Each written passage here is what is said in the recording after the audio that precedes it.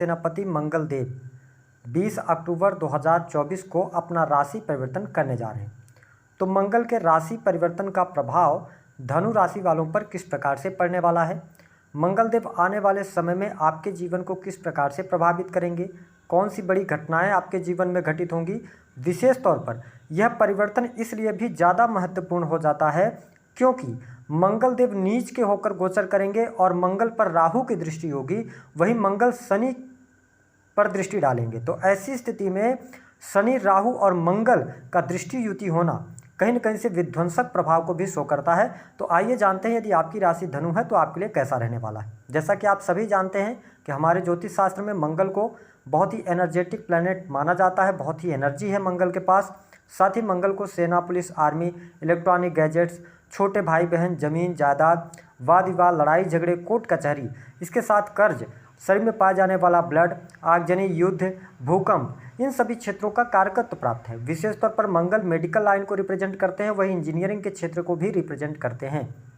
Real estate का business हो गया है ना, तो प्रॉपर्टी का बिजनेस हो गया, तो इन सभी चीज़ों में मंगल इन्वॉल्व होते हैं। तो जब मंगल का गोचर 20 अक्टूबर 2024 को नीच राशि में होगा, चंद्रमा की राशि में होगा, और यहाँ पर ये 21 जनवरी 2025 तक गोचर करेंगे, तो धनु राशि वालों कुछ सकारात्मक बदलाव आपके जीवन में अवश्य लेकर आएंगे। लेकिन कुछ चीज़ों पर आपको सावधानी रखने की आवश्यकता अवश्य रहेगी, क्योंकि मंगल देव आपके 5वें भाव जो कि संतान, इसके साथ प्रेम संबंध, आपकी एजुकेशन, स्पोर्ट्स, इन सभी क्षेत्रों को रिप्रेजेंट करता है। आपके पूर्व जन्म के कर्मों का भी होता है। वही जो देखा जाए तो 12वें भाव के भी ये स्वामी बनते हैं। तो 12वां भाव जो होता है वह आपके खर्च का होता है, ठीक है, व्यय का होता है। इसके साथ बेडरूम, साथ ही हॉस्पिटल्स और इसके अतिरिक्त डिफेंस का सेक्टर, इन सभी क्षेत्रों को भी 12th हाउस शो करता है, विदेश को शो करता है।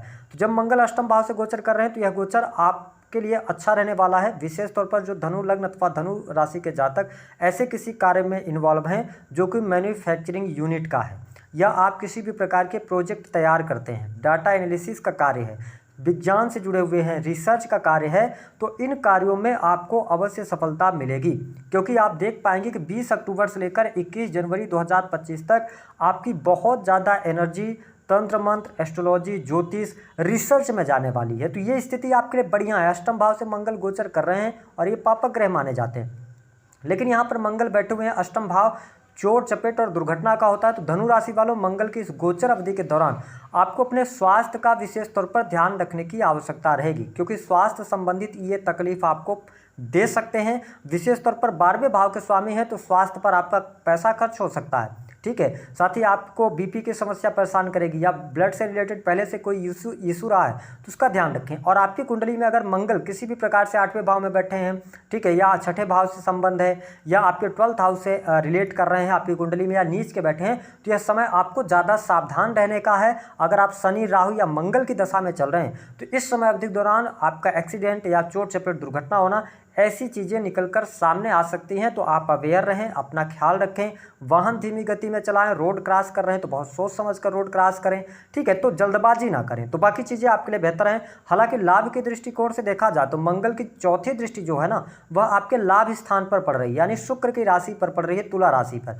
11th हाउस को जब मंगल देखते हैं तो पहली बात तो आपके लिए यह समय ऐसा रहेगा कि आपका सोशल दायरा बढ़ेगा, सामाजिक संगठनों से जुड़ने का मौका मिलेगा, कुछ नए लोगों से आपकी मित्रता हो सकती है, ठीक है। जो लोग सोशल मीडिया के माध्यम से काम करते हैं, इंटरनेट के माध्यम से काम करते हैं, उनके लिए लाभ की स्थितियां बनती हुई नजर आ रही हैं। निसंदेह आप लाभ प्राप्त करने में सफल होंगे। आपकी कोई बड़ी इच्छा थी, वह इच्छा भी इस टाइम फ्रेम के दौरान पूर्ण होगी। साथ ही आप अपने कार्य से, व्यवसाय से अच्छा लाभ प्राप्त करने में सफल हो जाएंगे। जो लोग सरकारी क्षेत्र के अंदर कार्यरत हैं उनके लिए समय बहुत बढ़िया रहेगा। सरकारी क्षेत्र से आपको लाभ मिलेगा, मान सम्मान की प्राप्ति होगी, वरिष्ठ अधिकारियों का सहयोग भी आपको देखने को मिलेगा।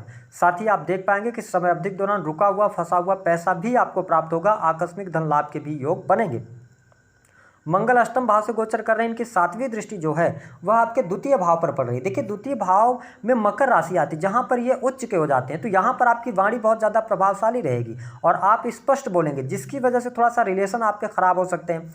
हालांकि आप जो भी बात कहेंगे वो सही बात कहेंगे, लेकिन लोग उसको गलत वे में ले सकते हैं। तो वाणी पर थोड़ा नियंत्रण रखिएगा। जो चीज़ आप गुस्से से नहीं समझा सकते, है ना, क्रोध में आके नहीं समझा सकते, वो चीज़ें आप प्यार से समझा सकते हैं। तो इसको आपको थोड़ा सा ध्यान रखना है। हालांकि फैमिली के लिहाज से समय अच्छा है, परिवारजनों के साथ में थोड़ा सामंजस्य बनाइएगा, ट्यूनिंग अच्छी रखिएगा, तो आपके लिए बढ़िया रहने वाला है। धन के लिहाज से मैंने बताया बहुत अच्छी स्थिति रहेगी, आकस्मिक धन का लाभ होगा आपके लिए।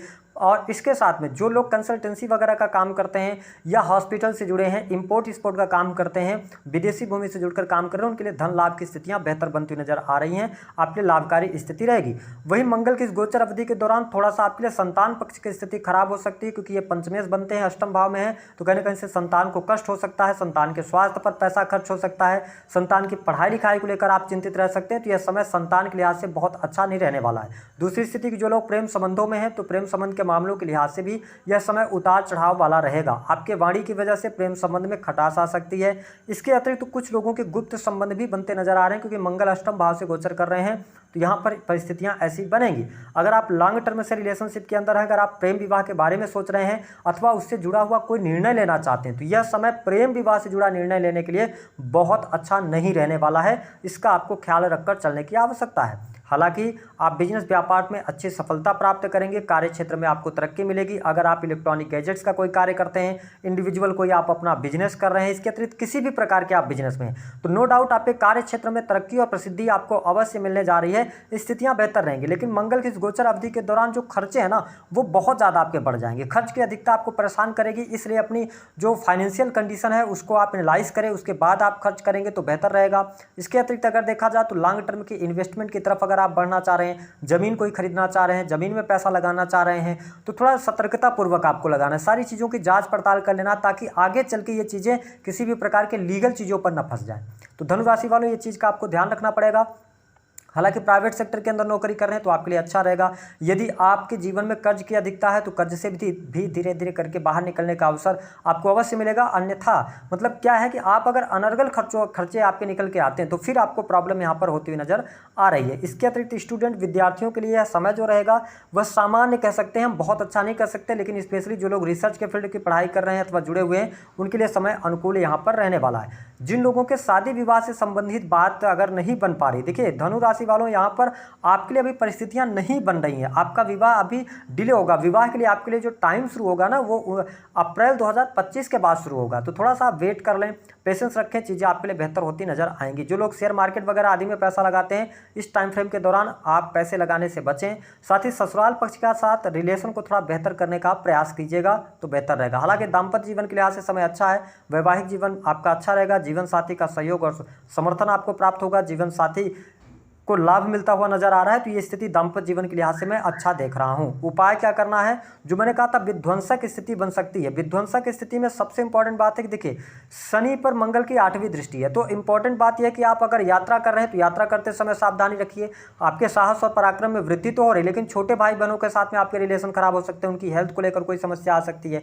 इसके अतिरिक्त अगर आप किसी भी प्रकार के कम्युनिकेशन के क्षेत्र से जुड़े हैं, ठीक है, आप किसी भी प्रकार के सर्विसेज प्रोवाइड कराते हैं, तो अपने कस्टमर्स को आप ओवर कमिट ना करें, अन्यथा इस दौरान आप फंस जाएंगे, उन चीज़ों को आप प्रोवाइड नहीं करवा पाएंगे, जिसकी वजह से आप प्रॉब्लम में आ सकते हैं। और इसके अतिरिक्त अष्टम भाव से जब मंगल का गोचर हो रहा है तो चोट चपेट दुर्घटना से बचना है। खान पान को नियंत्रित करके चलिएगा, क्योंकि इस समय अवधि के दौरान आप तीखे और चटपटे मसालेदार खाना ज़्यादा पसंद करेंगे, तो इसका थोड़ा सा ध्यान रखें। बाकी इसके अतिरिक्त अगर देखा जाए तो उपाय के तौर पर क्या करना रहेगा, धनु राशि वालों, मंगल देव को आपको बल प्रदान करना है। ऐसी स्थिति में हनुमान जी की उपासना करें। लाल रंग की जो मिठाई होती है, वो कोई भी मिठाई हो सकती है, मंगलवार के दिन आप हनुमान जी को भोग लगाएं, ठीक है, तो आपके लिए अच्छा रहेगा। इसके अतिरिक्त आप एक काम और कर सकते हैं कि पिता की सेवा कीजिए, तो भी आपके लिए बहुत अच्छी स्थिति यहाँ पर बनती नजर आ रही है। साथ ही आप गुड़ का भी दान कर सकते हैं, ठीक है, तो इससे भी आपको लाभ मिलेगा। आप गरीब व्यक्ति में गुड़ का दान करेंगे तो मंगल को मजबूती मिलेगी। दी गई जानकारी पसंद आए तो